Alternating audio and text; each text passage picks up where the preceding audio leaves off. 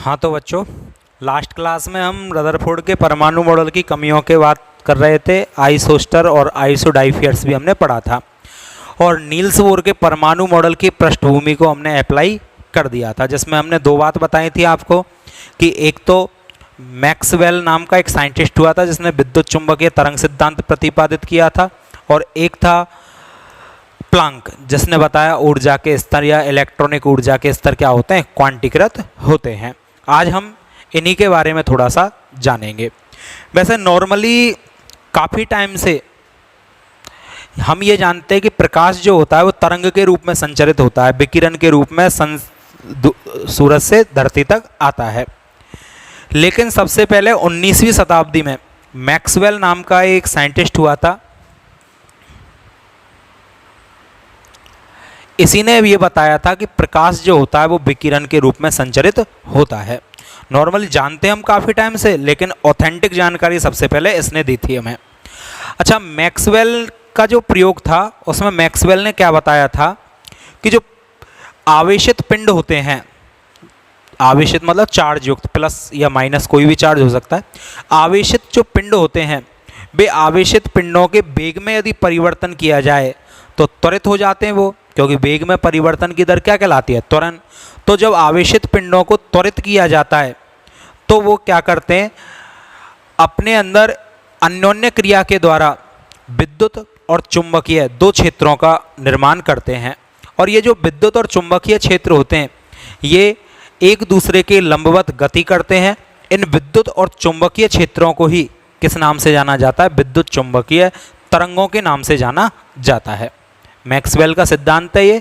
क्या कहा था मैक्सवेल ने, एक बार और समझो आप, कि मेरे पास कोई दो पिंड हैं आवेशित, उनमें आपस में क्रिया करवाई जाती है, अन्योन्य क्रिया, और अन्योन्य क्रिया के दौरान जब उनके वेग में परिवर्तन होता है तो इस समय वो त्वरित हो जाते हैं, और त्वरित होने के बाद वो विद्युत क्षेत्र और चुंबकीय क्षेत्र उत्पन्न करते हैं। ये जो दोनों क्षेत्र होते हैं ये एक दूसरे के लंबवत गति करते हैं, और इन दोनों क्षेत्रों से संबंधित तरंग ही क्या कहलाती हैं, विद्युत चुंबकीय तरंग कहलाती हैं। अब जो विद्युत क्षेत्र होता है, विद्युत क्षेत्र E, वेक्टर E से रिप्रेजेंट करते हैं। विद्युत क्षेत्र में समय के साथ परिवर्तन होगा, विद्युत क्षेत्र में समय के साथ परिवर्तन से चुंबकीय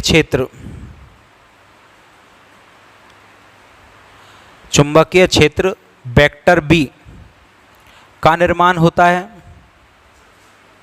और इसका वाइस वर्सा यानी कि उल्टा। एवं अब इसका उल्टा लिख दो, या इसी प्रकार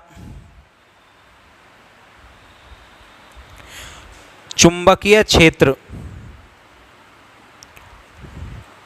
में समय के साथ परिवर्तन से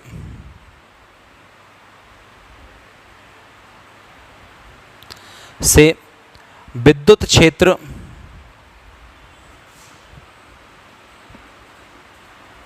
वेक्टर E का निर्माण होता है।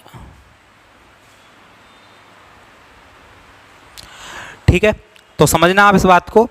जब हम चुंबकीय क्षेत्र में समय के साथ परिवर्तन कर देंगे तो वो किसका निर्माण करेगा, विद्युत क्षेत्र का।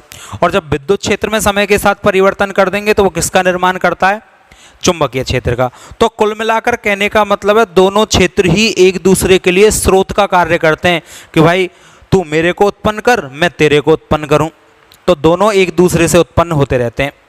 तो ये विद्युत चुंबकीय क्षेत्र होते हैं, और इन्हीं से संबंधित विकिरणों को क्या कहा जाता है, विद्युत चुंबकीय विकिरण। हेडिंग क्या थी हमारी, मैक्सवेल का विद्युत चुंबकीय तरंग सिद्धांत। ठीक है, तो इस तरह से विद्युत चुंबकीय तरंगों का निर्माण हुआ। अब ये विद्युत चुंबकीय तरंग बहुत ज़्यादा उपयोगी होती हैं लालाओ। आज इन्हीं तरंगों के कारण हम बहुत सारी चीज़ों को उपयोग में ले रहे हैं। जो मोबाइल फ़ोन आपके हाथों में होता है और आप किसी को कॉल करते हो और 1 मिनट में जाके वो कॉल अमेरिका लग जाता है, या जापान लग जाता है, या इंडिया में एक कोने से दूसरे कोने में लग जाता है, तो वो विद्युत चुंबकीय विकिरणों की देन है। सबसे पहले वो विकिरण सैटेलाइट से कनेक्ट होती हैं और फिर रिसीवर के पास जाते हैं जिसको आपने कॉल किया है। और इसी प्रकार आजकल ये जितने भी सुपरसैनिक मिसाइल वगैरह होते हैं, सेंसर आपने सुना होगा कि आज मोबाइलों में भी कई तरह के सेंसर लगे हुए होते हैं। तो ये सेंसर वगैरह ये सब चीज़ किस पर काम करती हैं? विद्युत चुंबकीय विकिरणों पर ही काम करती हैं। तो एक तरह से ये वरदान की तरह काम करते हैं, लेकिन ये अभिशाप भी है, क्योंकि आपने देखा होगा रेडिएशंस का जो खतरा होता है वो इसी की वजह से तो है। आज आप रेडिएशंस के जाल में बैठे हुए होते हो सभी लोग, आपके कमरे में जहां आप बैठे हो वहां पर लाखों करोड़ों विद्युत चुंबकीय विकिरण आपके आसपास मौजूद होती हैं, लेकिन ये दिखाई नहीं देती, और ये हमारे लिए हार्मफुल भी बहुत हैं। तो विज्ञान वरदान भी है तो विज्ञान अभिशाप भी है। ठीक है, अब मैं थोड़ा हिंदी से दोबारा साइंस की तरफ आ जाता हूँ, क्योंकि ये हिंदी में ऐसे क्वेश्चन पूछे जाते हैं कि निबंध लिखो विज्ञान अभिशाप या विज्ञान वरदान, तो हिंदी पढ़ाने की जगह केमिस्ट्री पढ़ो। तो कुल मिलाकर क्या है कि जो रेडिएशन विद्युत चुंबकीय विकिरण है, ये विद्युत चुंबकीय विकिरण हमारे आसपास हैं और साइंस की टेक्नोलॉजी में इनका बहुत उपयोग होने लगा है। पहले आप फ़ोन किसी को करते थे तो वायर लगा हुआ होता था, उस वायर के थ्रू आप डायरेक्ट किसी से बात कर पाते थे। अब बिना वायर के फ़ोन आने लग गए, मोबाइल आने लग गए, उनमें सेंसर आते हैं बहुत सारे, ये विद्युत चुंबकीय विकिरण पर ही कार्य करते हैं। ठीक है, ब्लूटूथ आप यूज में लेते हो, वायर लगाना नहीं पड़ता, तो ये विद्युत चुंबकीय विकिरणों को तो गेन करके यूज में आती हैं। तो वही विद्युत चुंबकीय विकिरणों की देन किसकी थी? मैक्सवेल की। हालांकि ऐसा नहीं है, इससे पहले भी थी, इसने नहीं खोजी है, इससे पहले भी थी, बस इसने रिसर्च करके इनके बारे में बताया था। ठीक है, तो विद्युत चुंबकीय विकिरण है बहुत काम की होती हैं। और सबसे बड़ी बात, ये जो विद्युत चुंबकीय विकिरण होती है ना, इनके लिए कोई माध्यम की आवश्यकता नहीं होती है।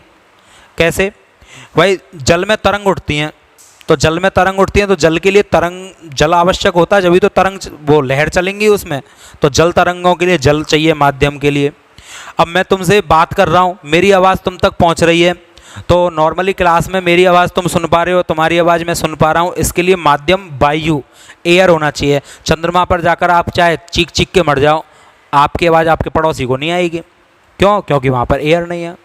तो माध्यम, ध्वनि तरंगों के लिए माध्यम क्या चाहिए होता है? वायु। जल तरंगों के लिए माध्यम क्या चाहिए? जल। लेकिन विद्युत चुंबकीय तरंगों के लिए कोई माध्यम नहीं चाहिए। ये धरती पर भी इस चलती हैं, अंतरिक्ष में भी चलती हैं, चंद्रमा पर भी चलती है, हर जगह ये समान वेग से गति करती हैं। और जो वेग है वो कितना होता है? सूर्य के प्रकाश के वेग के बराबर। और सूर्य का प्रकाश का वेग क्या होता है? 3 × 10⁸ मीटर पर सेकंड। 1 सेकंड में इतनी मीटर की गति कर लेती हैं प्रकाश की किरणें। ठीक है, आप इसे नॉर्मली पढ़ के ले लेते हो, लेकिन इसे खोल कर देखना, 10⁸ मीटर, और मीटर को किलोमीटर में कन्वर्ट करके देखना कि 1 सेकंड में कितनी गति सूर्य के प्रकाश की किरण कर लेती हैं। तो यही वेग विद्युत चुंबकीय तरंगों का होता है, और सूर्य के प्रकाश के वेग को अपन c से रिप्रेजेंट करते हैं। ठीक है, तो विद्युत चुंबकीय विकिरण सूर्य के प्रकाश के वेग से गति करती हैं। विद्युत चुंबकीय विकिरणों के लिए किसी भी माध्यम की आवश्यकता नहीं होती है, सभी माध्यमों में ये समान रूप से गति करती रहती हैं। ठीक है, नेक्स्ट बात, विद्युत चुंबकीय विकिरण जो होती हैं वो संचरण की दिशा के लंबवत गति करती हैं। कैसे? देखो, जैसे मान के चलो ये मेरे XYZ 3 तल हैं। ठीक है, अब मैं एक तो बना देता हूं विद्युत क्षेत्र।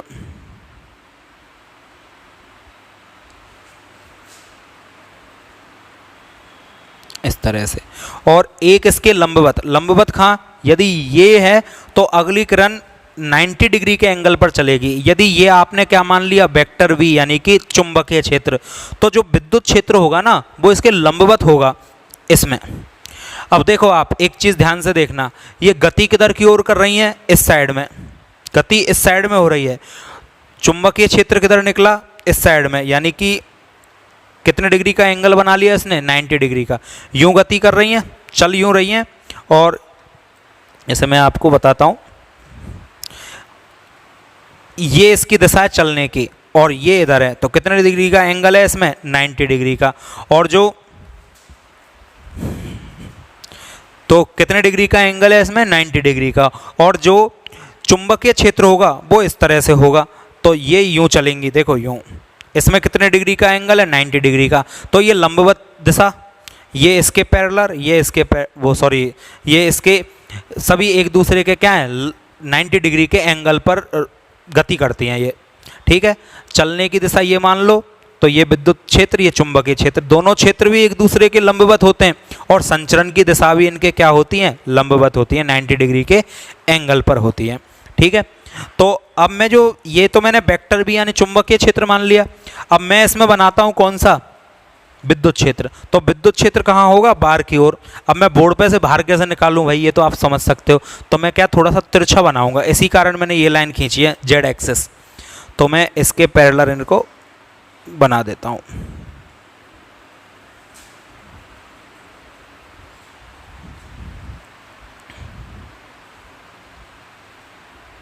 ठीक है, तो ये मेरा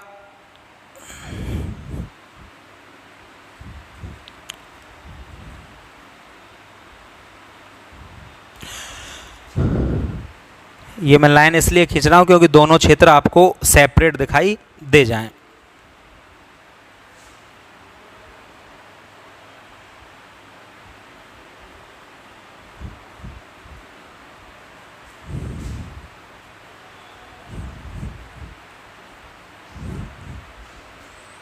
तो कुल मिलाकर क्या हो रहा है यहाँ पर कि ये इसके पैरेलल चल रहा है और ये नीचे, ये इस तरह से एंगल बना हुआ है, इस तरह से, ठीक है। यूँ एक इधर जा रही है, एक ऊपर जा रही है, और चलने की दिशा क्या है, ये।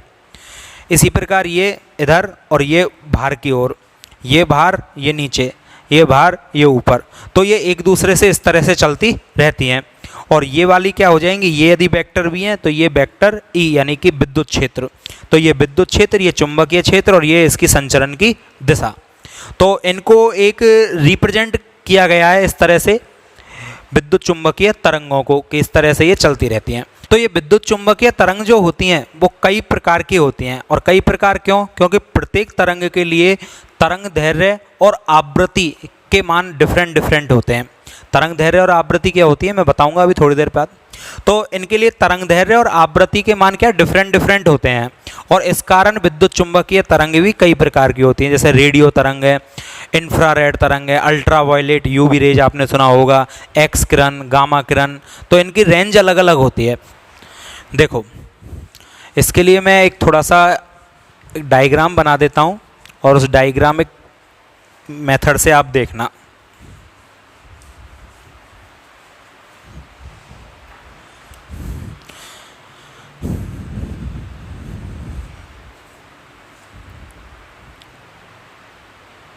देखो सबसे जो अब कहने का वो है, जो सबसे हल्की विद्युत चुंबकीय तरंग होती है, मतलब सबसे घटिया क्वालिटी की एक तरह से, वो कौन सी होती है, लंबित रेडियो। लंबित रेडियो या दूरदर्शन भी जिसको अपन बोल सकते हैं, 10 की घात 0 से लेकर 10 की घात 4 तक, इसको लंबित रेडियो तरंग के नाम से जाना जाता है। लंबित रेडियो तरंग के नाम से जाना जाता है इसको, ठीक है। 10 की घात 0 से 10 की घात 4। अब आपने देखा होगा ना, पहले गांव में वो रेडियो लेके डोला करते थे अपन आकाशवाणी समाचार सुनने के लिए, और जब सिग्नल नहीं आए तो छत पर चढ़ जाते और गोल गोल बटन को घुमाते रहते हैं रेडियो सुनने के लिए। तो वो लंबित रेडियो यही है, मतलब गांव ढानी तक इसकी रेंज पहुंच जाती थी उस समय तक। तो ये सबसे हल्की फ्रिक्वेंसी होती थी।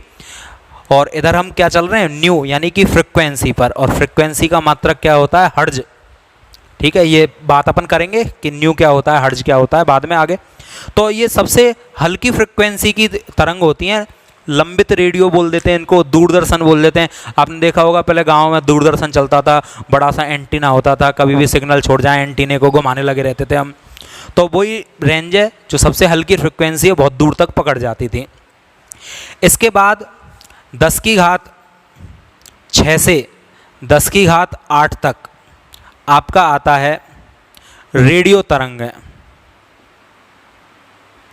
आपने देखा रेडियो में दो चीज़ें होती हैं, एक तो क्या होती है AM और एक होती है FM। तो FM की फ्रिक्वेंसी तो 10 की घात 8 है और जो AM है उसकी 10 की घात 6। अब जैसे आजकल तो मोबाइल ऐसे ही आ गए, तो हम क्योंकि अंबानी की कृपा चल रही है, जियो चल रहा है, हर किसी के पास नेट होता है, डायरेक्ट यूट्यूब पे या किसी चीज़ पर डायरेक्ट सॉन्ग सुन लेता है। नहीं, पहले आज से यदि 2-3-4 साल पहले चले जाएं, जब तक अंबानी ने तुम्हारे ऊपर कृपा नहीं की थी जियो देने से पहले, तो 2 GB नेट ही आपका 298 में आता था, और उसमें भी आप ऑनलाइन किसी चीज़ को सुनते तो पहले 10 मिनट था तो वो चक्का घूमता था। सही है गलत है? तो कोई भी ऑनलाइन चीज़ें सुनना देखना पसंद नहीं करता था। तो पहले क्या होता था, लोग बाग ऑनलाइन देखने की बजाय डायरेक्ट सॉन्ग सुनते थे तो FM से सुनते थे। उस समय FM का ज़माना बहुत था। हालांकि मोबाइल में तुम्हारे में FM है, लेकिन कई लोगों को तो पता भी नहीं होता FM हमारे मोबाइल में चल भी जाता है क्या। कंपनियों ने अब देना भी बंद कर दिया हो तो मुझे भी नहीं पता, क्योंकि मैं भी नहीं चलाता हूँ। लेकिन पहले जब हम 5-7 साल पहले जयपुर जाते थे तो मोबाइल पे FM सुनते हुए जाते थे बस में बैठकर। तो पहले ज़माना यही था, FM से सॉन्ग वगैरह सुनते थे। रेडियो मिर्ची वगैरह ये आपने को नाम सुने भी होंगे, ठीक है, रेडियो स्टेशंस होते हैं ये। तो उनकी फ्रिक्वेंसी ये हुआ करती थी। आपके गांव शहर तक तो अब भी नहीं आती है ये फ्रिक्वेंसी। जैसे जयपुर जाओगे तो आप दौसा के आसपास से स्टार्ट होगी, ठीक है। तो ये फ्रिक्वेंसी इससे थोड़ी बढ़िया होती है, जो AM और FM चलती है यहाँ पर। अच्छा, इससे और थोड़ी सी हाई फ्रिक्वेंसी की होती है 10⁻10 हर्ट्ज पर, जिसको हम बोलते हैं सूक्ष्म तरंग है। गर्म करने वगैरह इनमें काम में लिया जाता है। फिर इसके बाद आ जाती है आपकी 10⁻12 से लेकर 10⁻12 से लेकर 10⁻14 तक इंफ्रारेड IR। ये नाम आपने सुना होगा। आजकल जो कैमरे वगैरह होते हैं, ठीक है, जो लगवाए जाते हैं मकानों में, बड़े बड़े मकानों के आगे देखा होगा, कैमरे से सावधान, आप कैमरे की नज़रों में है, ठीक है। तो इंफ्रारेड टेक्नोलॉजी यूज में होती है कि रात में अंधेरे में भी काम कर जाते हैं, ठीक है। तो अवरक्त किरण बोलते हैं हिंदी में इसको, इंफ्रारेड को, अवरक्त क्षेत्र। इसके बाद 10⁻14 जो है 10⁻14, इसके बाद एक छोटा सा क्षेत्र आता है 10⁻15 का। ये 10⁻15 का जो क्षेत्र है ये हमारे लिए बहुत यूजेबल है। और वो क्यों यूजेबल है? क्योंकि ये जो क्षेत्र है इसको बोला जाता है, चलो मैं थोड़ा सा बड़ा बना देता हूँ, उससे कोई फ़र्क थोड़ी पड़ेगा, क्योंकि मैं लिख इसी में सकता हूँ फिर। दृश्य प्रकाश क्षेत्र, क्या बोला जाता है इसको? दृश्य प्रकाश क्षेत्र। मतलब ये वह क्षेत्र है जहाँ पर हमारी आंखें काम करती हैं। इससे पहले का क्षेत्र हमारी आंखें देख नहीं पाती है, इसके बाद के क्षेत्र को हमारी आंखें देख नहीं पाती है, लेकिन इस क्षेत्र में हमारी आंखें वर्क करना स्टार्ट कर देती हैं। मैं तुमको देख पा रहा हूँ, तुम मेरे को देख पा रहे हो, तो ये इसी क्षेत्र की मेहरबानी है। और इस क्षेत्र में आपके 7 कलर भी आ जाते हैं। कौन कौन से? बेआनी है पीनाला या विवग्योर। तो मैंने ये क्या है, डायग्राम उल्टा बनाया है, आप उधर से बनाओगे तो ये सीधा हो जाएगा, ठीक है। तो आप ऐसे उल्टा बना लेना, मैं क्योंकि इनके नाम मेरे को अब उल्टे ही लिखने पड़ेंगे। BIBGYOR।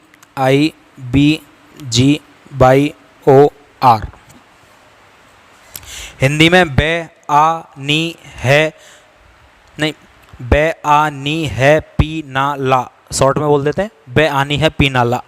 याद करने का मेथड है बेआनी है पीनाला। बे क्यों? वॉयलेट यानी कि बैंगनी, इंडिगो आसमानी, ब्लू नीला, जी ग्रीन हरा, वाई येलो ऑरेंज, वो येलो पीला, ओ ऑरेंज नारंगी, और आर रेड यानी कि लाल। तो इस तरह से ये कलर होते हैं। हिंदी में भी यदि इनको शॉर्ट फॉर्म में आप याद करना चाहो तो बे आ नी है पी ना ला। तो बैंगनी आसमानी नीला, हरा पीला नारंगी और लाल, विवग्योर बोल देते हैं। तो ये आपके 7 कलर होते हैं इस दृश्य प्रकाश क्षेत्र में सूरज के, जो हमें दिखाई देते हैं। हालांकि ये सब नहीं दिखाई देते, ये आपस में मिक्सअप होते हैं, आगे पढ़ेंगे हम इसी में ही। तो ये दृश्य प्रकाश क्षेत्र है जहाँ पर आपकी आंखें, मेरी आंखें और सब दुनिया की आंखें काम करती हैं, और हमें इसी क्षेत्र की वजह से दिखाई देता है। क्लियर है? इसके बाद 10⁻16 पर आ जाता है आपका अल्ट्रा वॉयलेट। ये नाम सबने सुना होगा, परावैंगनी विकिरण है या परावैंगनी क्षेत्र, अल्ट्रा वॉयलेट, ठीक है। उसके बाद 10⁻18 पर आपका आ जाता है क्षेत्र एक्स किरण। इसको भी सबने सुना है नाम। अपन एक्सरे करवाने जाते हैं तो वो एक्स रेज ही होती हैं, एक्स रेज या एक्स किरण का क्षेत्र आ जाता है। और सबसे खतरनाक जो किरण होते हैं 10⁻20 से 10⁻24 के क्षेत्र में, वो होती हैं गामा किरण, गामा रेज, जो सबसे हाई फ्रिक्वेंसी की होती हैं। तो फ्रिक्वेंसी यानी कि आवृत्ति, न्यू को क्या बोला जाता है, आवृत्ति। इसकी फ्रिक्वेंसी इधर से इधर चलने पर कंटिन्यू बढ़ रही है, आपने देखा भी होगा 10⁻0 से 10⁻14 तक मैं चला गया हूँ। तो इधर से इधर जाने पर तो किसका मान बढ़ रहा है, न्यू। इस सिंबल को क्या बोला जाता है, न्यू। नया मत बोल देना हिंदी में, न्यू, ठीक है। और इधर से इधर चलने पर, इधर से इधर चलने पर किसका मान बढ़ता है, लैम्बडा। तो इधर से इधर चलने पर लैम्बडा का मान इंक्रीज होता है यानी बढ़ता है, और इधर से इधर चलने पर न्यू का मान इंक्रीज हो जाता है, बढ़ जाता है, ठीक है। और ये जो बैंगनी रंग की तरंग दैर्घ्य होती है, लैम्बडा किसको बोलते हैं हम, तरंग दैर्घ्य को। मैं अभी बताऊंगा आपको इन सब चीज़ों को। लैम्बडा का मतलब क्या होता है, तरंग दैर्घ्य, और न्यू का मतलब क्या होता है आपका, आवृत्ति। तो जो तरंग दैर्घ्य और आवृत्ति है, ये इधर जाने पर बढ़ रहा है और ये इधर जाने पर, तो मैं ये कह सकता हूँ ये दोनों एक दूसरे के इन्वर्सली प्रोपोर्शनल है, एक बढ़ेगा दूसरा घटेगा, सीधी सी बात है, ठीक। नेक्स्ट, ये जो बैंगनी कलर है, इसकी जो तरंग दैर्घ्य होती है, लैम्बडा का मान होता है, वो होता है 450 नैनोमीटर। 1 नैनोमीटर बराबर होता है 10⁻⁻9 मीटर, ठीक है। 450 नैनोमीटर से 750 नैनोमीटर, सॉरी 450 नहीं 400 ही होता है, ये 400 नैनोमीटर से 750 नैनोमीटर के बीच इसकी क्या होती है, तरंग दैर्घ्य होती है। फ्रिक्वेंसी नहीं, तरंग दैर्घ्य, क्योंकि इधर से इधर आने पर किसका मान बढ़ रहा है आपका, तरंग दैर्घ्य का। यही कारण है ये मैंने उल्टे लिख दिए थे, क्योंकि यदि मैं इनको सीधा लिखता BIVGYOR तो इधर से इधर जाने पर मेरे को बढ़ाना पड़ता, सो मैंने इधर से बढ़ाया है, ठीक है। तो ये आपका विद्युत चुंबकीय तरंगों को प्रदर्शित करने का एक तरीका हो गया कि विद्युत चुंबकीय तरंगों को हम फ्रिक्वेंसी और तरंग दैर्घ्य के आधार पर अलग अलग नामों से जानते हैं। जैसे लंबित रेडियो या दूरदर्शन रेडियो तरंग, सूक्ष्म तरंगों को बोला जाता है माइक्रोवेव, ठीक है। रमन स्पेक्ट्रोस्कोपी में काम में आती है। अवरक्त क्षेत्र होता है, दृश्य प्रकाश क्षेत्र होता है, अल्ट्रावायलेट, एक्स किरण, गामा किरण। तो ये आपके क्या होते हैं, विद्युत चुंबकीय तरंग ही होती हैं, जिनका अलग अलग यूज किया जाता है, ठीक है। अच्छा, नेक्स्ट बात, तो ये जो इसको आप, तो ये अलग अलग विद्युत चुंबकीय तरंगें होती हैं, ठीक है। और इसको आप पॉज लेकर अपनी कॉपी में बना लोगे, ठीक है। अब विद्युत चुंबकीय तरंग जो होती हैं, इस विद्युत चुंबकीय तरंगों को व्यक्त करने के लिए कुछ सिंबल यूज में लिए जाते हैं, या विद्युत चुंबकीय तरंगों के लिए कुछ शब्दावली होती है। जैसे मैं तरंग दैर्घ्य यूज ले रहा हूँ, आवृत्ति यूज ले रहा हूँ, आयाम एक होता है वर्ड, आवृत्ति, आवर्तकाल, तो इन वर्डों को यूज में लिया जाता है। और ये यूज में इसलिए जाते हैं कि अलग अलग मात्रकों के द्वारा ये प्रदर्शित किए जाएं। तो विद्युत चुंबकीय तरंगों के लिए कुछ अलग अलग मात्रक या शब्दावली होती है, तो वो शब्दावली क्या होती है, और उसके थ्रू हम एक रिलेशनशिप भी कायम करेंगे आवृत्ति, आवर्तकाल और तरंग दैर्घ्य इनमें, और फिर कुछ फॉर्मूले हमारे निकल के आएंगे और उन फॉर्मूलों पर हम कुछ क्वेश्चन करेंगे, ठीक है। तो आज की क्लास में आप ऐसे ही बनाओ, नेक्स्ट क्लास में हम उस टॉपिक को पढ़ेंगे और इसकी शब्दावली की बात करेंगे। आज की क्लास में इतना ही, थैंक यू।